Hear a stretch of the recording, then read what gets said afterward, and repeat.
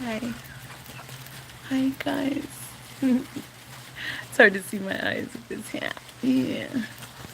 That's cute, though, isn't it? Hmm. They're adorable.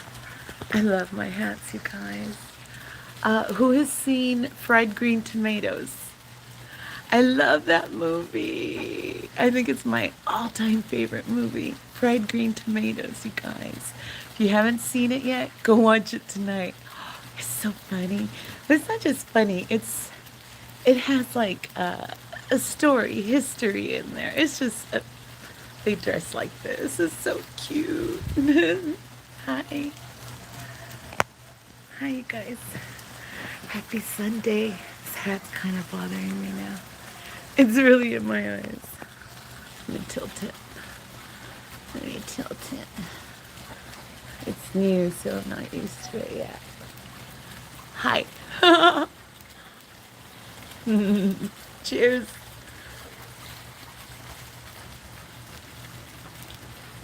Hi. Hi. Who's there? Say hi to me. I've been talking to myself for the last few minutes. Yeah. But I always do. That's nothing new. Nothing new. No. Cheers. Hi. Hi, Jeff. Hi. Oh, I gotta catch my breath. I'm still congested. Yeah, I'm congested. Got new glasses.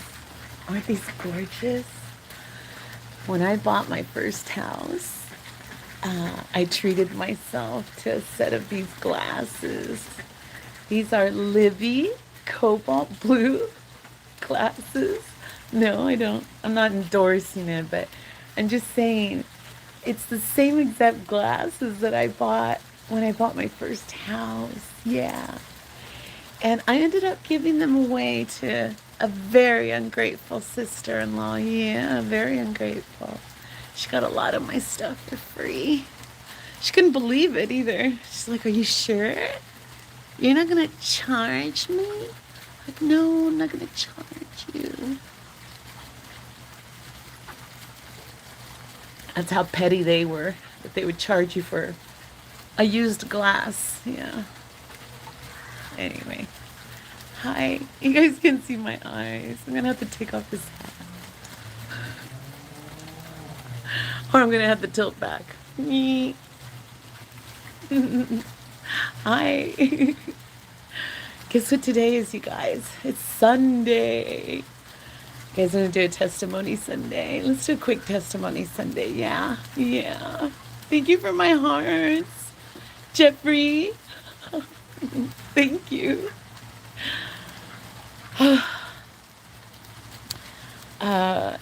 I am an ex-Mormon. Yeah, I was baptized twice by the Mormon Church.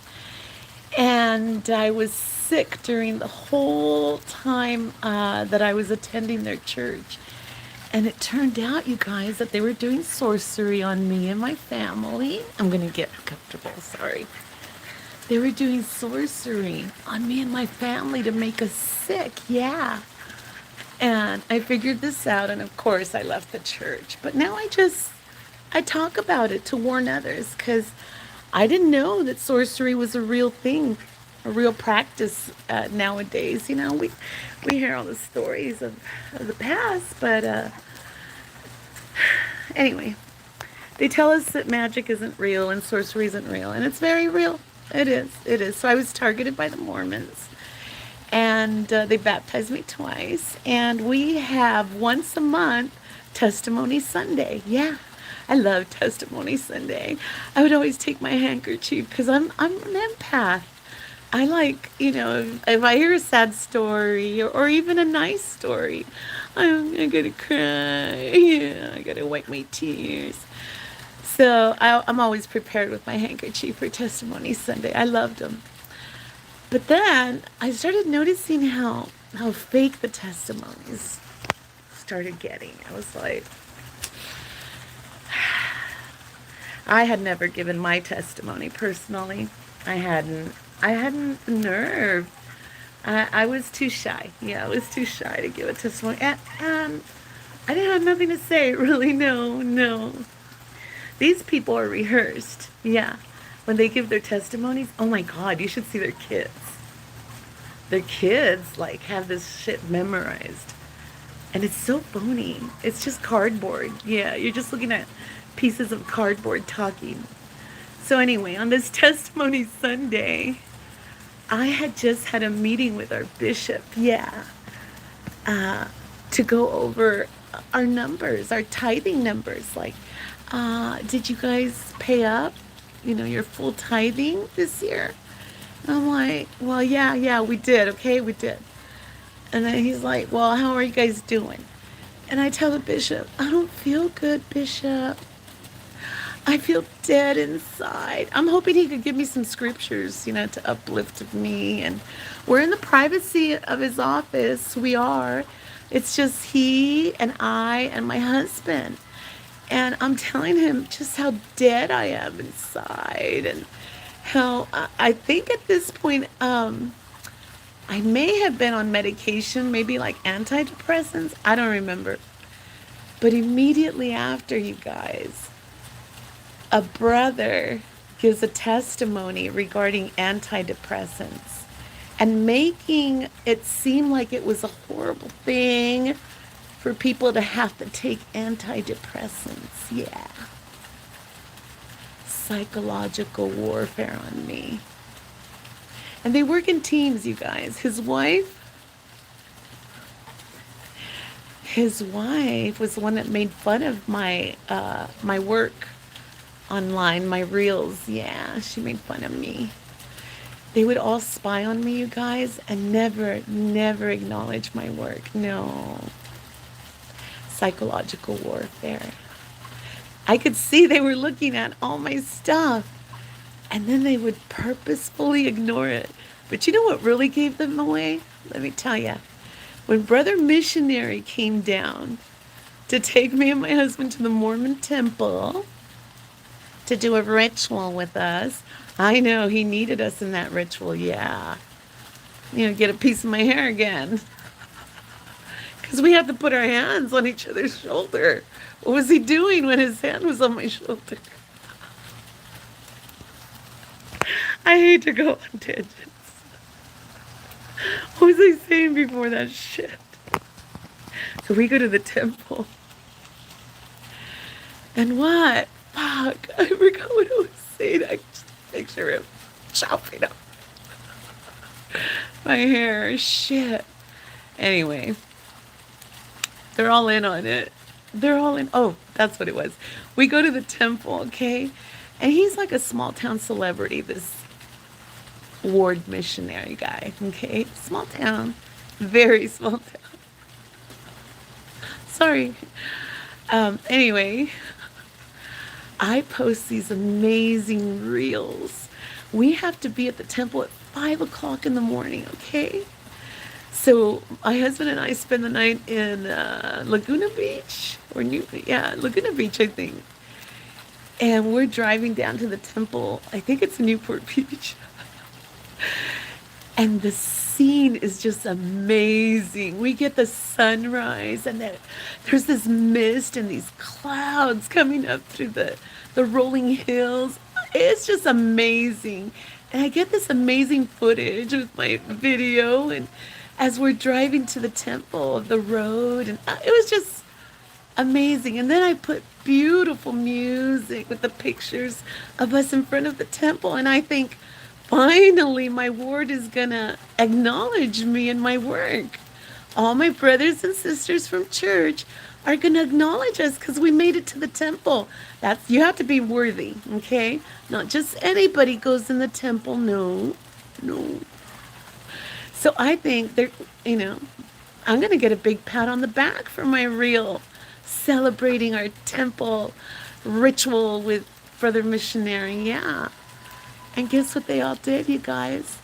I shared it to our Relief Society social media page that, it's private. It's just for us to support each other, sisters. And there's actually a count on there, okay? of the number of people that watch your video, and they all ignored it. Uh-huh.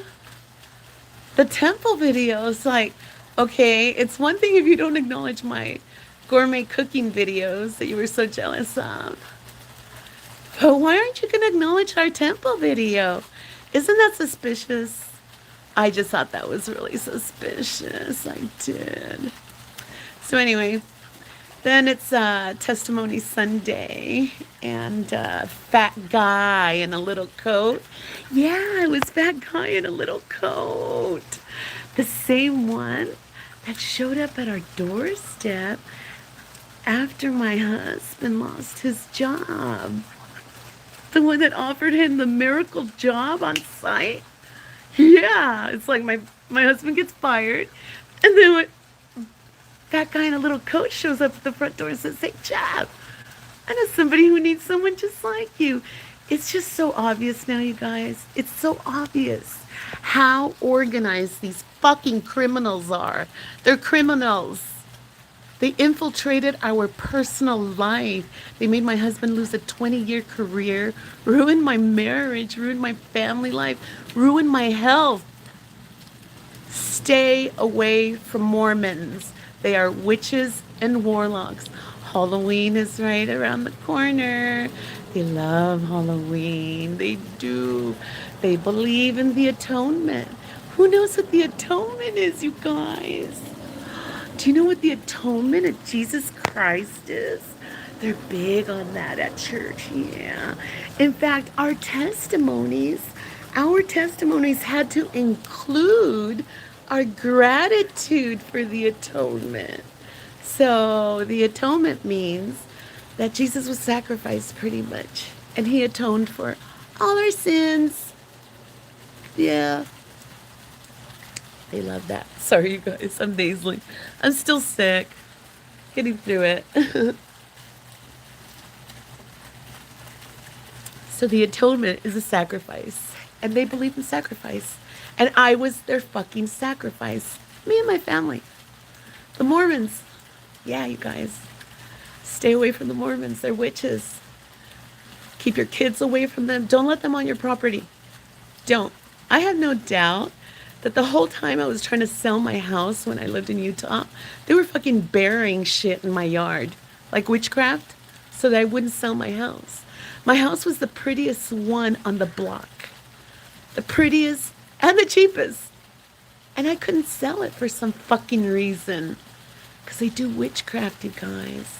They do witchcraft to ruin your fucking life, and it worked. It worked, but God let them. God let them. And the end story is a miracle, a true miracle, and the true story of resurrection, okay? Talk about resurrection. These people killed the person that I was. They killed her. They don't know who I am anymore. And if you're still fucking attacking me, bitches, you don't know who the fuck I am. You never knew me. You never knew me. So yeah, yeah.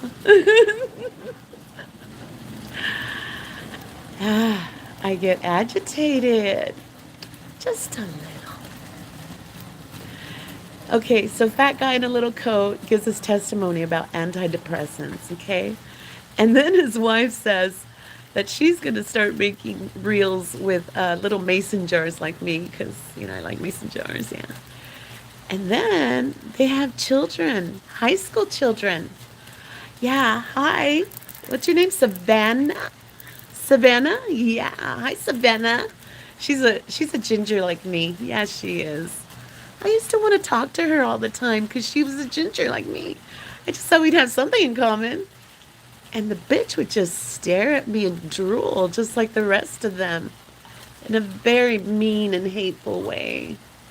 Like she couldn't wait till I was like, you know, theirs, I guess. Yeah. So this little bitch starts gang stalking me online. What's that called? Cyber stalking? from her Chino Hills High School cheerleader page. Yeah, where she's advertising the school she goes to and stuff like that.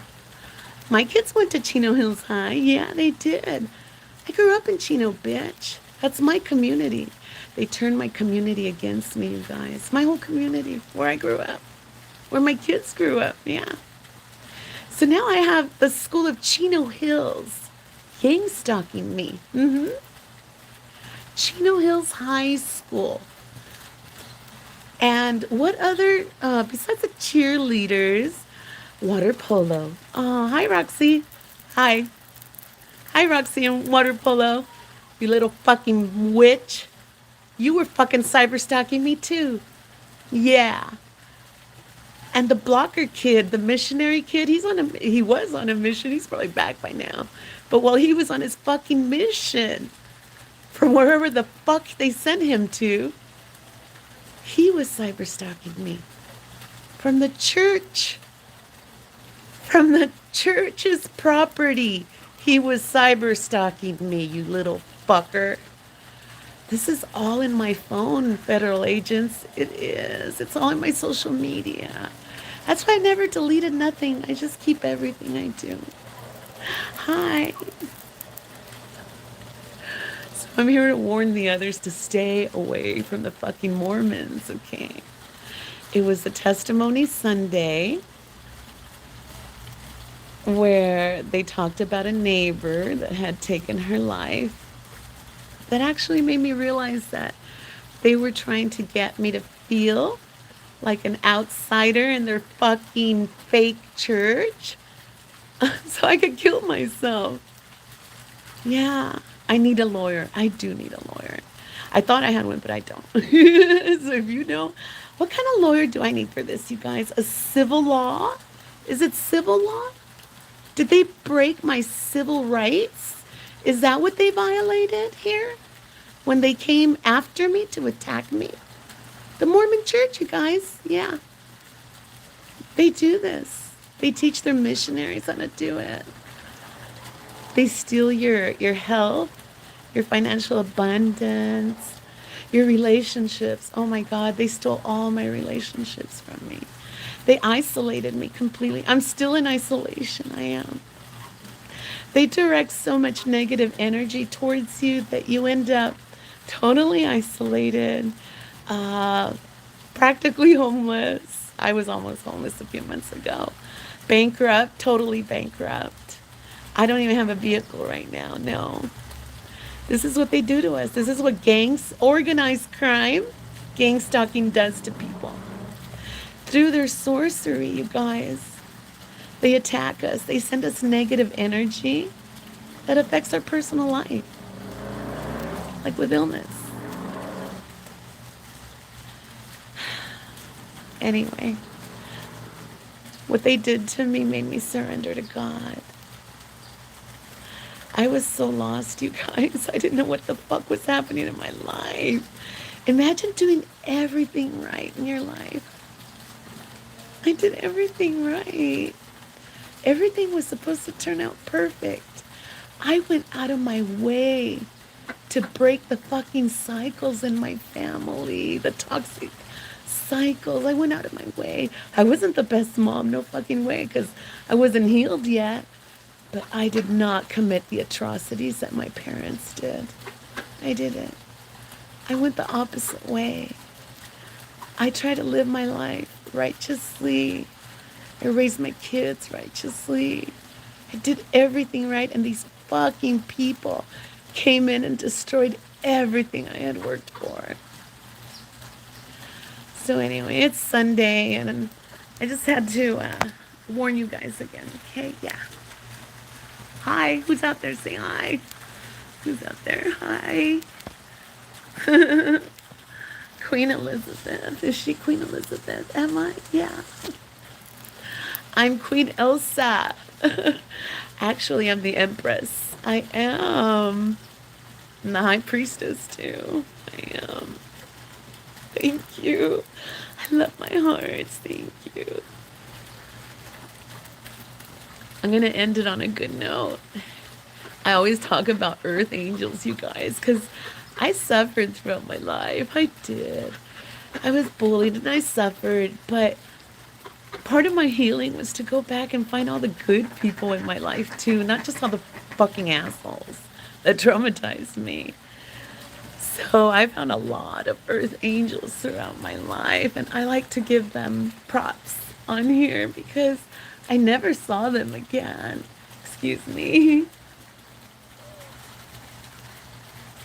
These people were briefly in my life. I never saw them again, but the impact that they had on my life was just amazing.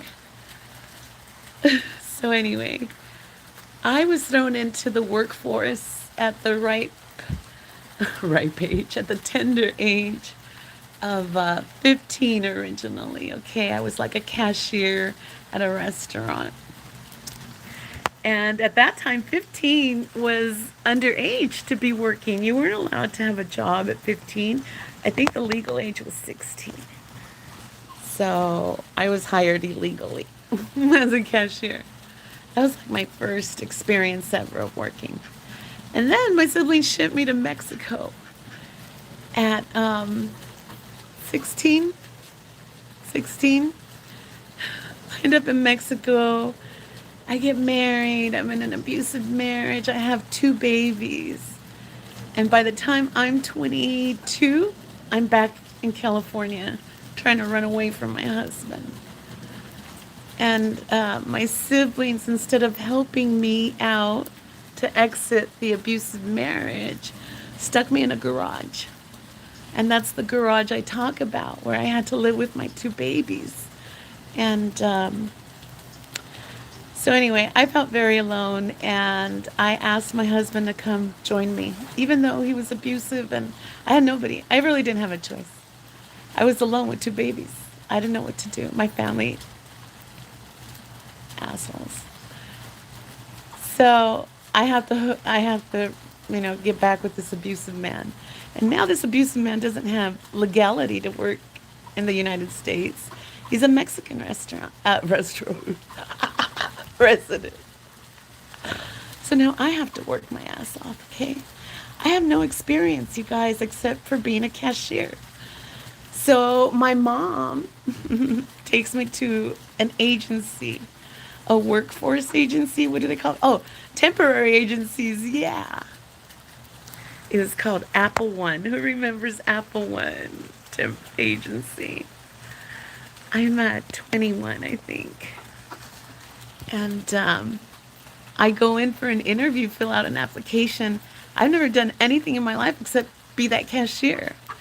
And the lady, she says, "Do you know how to make copies?" Because she says, "What kind of work are you looking for?" I'm like, "I don't know. I could be a cashier, I guess." She's like, "Well, do you know how to work a copy machine?" I'm like, "I've never worked a copy machine. I'm coming from Mexico, lady." And she says, "Do you know how to alphabetize?" And Elsa's always been like really smart. So I'm like, "Yeah, I can alphabetize." She says, "Great, come over here." She takes me to the back office. She says, "This is a copy machine, and I'm going to show you how to make copies." And she gives me my first job, you guys, making copies. She was an earth angel. Had she not taken the time to do that for me, I'd be cashiering. I would have ended up in a very low value employment because I thought that's all I was worth. But she saw me. She saw that I was intelligent. I spoke eloquently. She's like, "You shouldn't be cashiering." So she teaches me how to make copies, okay? Sends me to a tire shop. Huge tire shop, and they're redoing their office. And all they want me to do is make copies of these fucking manuals. I don't know. So I do that for 2 weeks straight. I make copies until I'm an expert at making copies now. Yeah. So I'm ready for my next job, my next temp job. And she sends me to this huge corporate office. And they have this temporary thing going on. It's the Vaughn's corporate offices, the Vaughn's companies, it's uh, grocery stores. And they're having a special program, and it's a temporary program where they're giving away computers to people. And the program is called Apples, because it's Apple computers. So it's Apples for the people, something like that. So they need somebody to just answer phones, input some data, simple stuff. I've never touched a computer in my life, never. So she sends me there, and she's like, figure it out. I've never answered a phone, I've never done any of this. So I get into this corporate office, and right away, Elsa, I ask questions, I learn fast, and I did. I taught myself how to do data input, how to, do customer service. Now it turns out that the person that is my supervisor here in this temporary program, thank you for my hearts. Thank you. The person that's my supervisor is the sister of the president of the company. What are the odds, you guys? I get a temporary assignment with the sister of the president of the company. Okay? So the assignment was like a 3-month assignment. And after that, it was going to be over, and I was just going to have to move on. But there's like these job openings there in the corporate office. And there's a job opening for somebody to input data. Hmm. I learned how to input data. So you know what Elsa does? She goes and fills out an application, and they interview me. But before I get interviewed, guess what? My supervisor finds out that I'm going to interview for this position. And she writes me a letter just expressing how grateful she was for me and how intelligent I was and how the person would be foolish not to hire me on this permanent position in the corporate office for the Vaughn's companies. And guess what? I got hired because the sister of the president of the company loved me and just had to write a little letter expressing how grateful she was for everything I did for her department.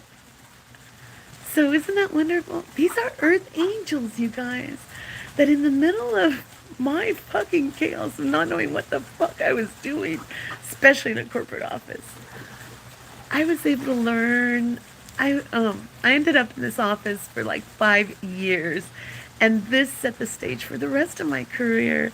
I would end up running a small business in the end. That's how much I learned from the corporate world and the business world. Yeah, I did that while raising 4 kids, you guys.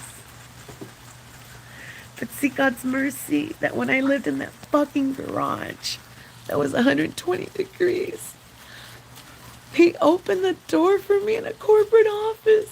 You know what came with that? Oh my God. Back then, the benefits were amazing. Amazing, you guys. The medical benefits, we got the top of the line medical benefits. The kids got the best dentists, everything. Yeah. The benefits were amazing when you worked in a corporate office. So yeah, that was an earth angel. Starting with the lady at the agency that showed me how to make a copy. See how easy it is to help each other? That lady just showed me how to make copies. I had to do the rest, right? So you don't have to save the fucking world. You don't. All you have to do is a small gesture. Enough so that the other person could take on the challenge. See, those of us who never had that person to uplift us in life, that's what we were missing. So I make sure I uplift everybody. And I make sure that I go back in my memory and remember all those earth angels that helped me out throughout life. So see, no matter how much resentment I had for God, for all the shitty things that had happened to me, I was resentful. God was there the whole time. It could have been so much worse, you guys. It could have. And God was there, and now I see it. And I just encourage you to go through your everyday life and find proof of God in your life, okay? And every time you find that proof, say, thank you, God. Thank you, ancestors. Thank you, Mother Earth. Be grateful for every tiny little thing. Yeah. All right, I'm gonna go. I didn't think I was gonna cry. It's a full moon, you guys. People are very emotional. Full moons. Be careful. Be careful. Don't get in front of anybody who's upset. Yeah. Bye, you guys. Thank you for my hearts.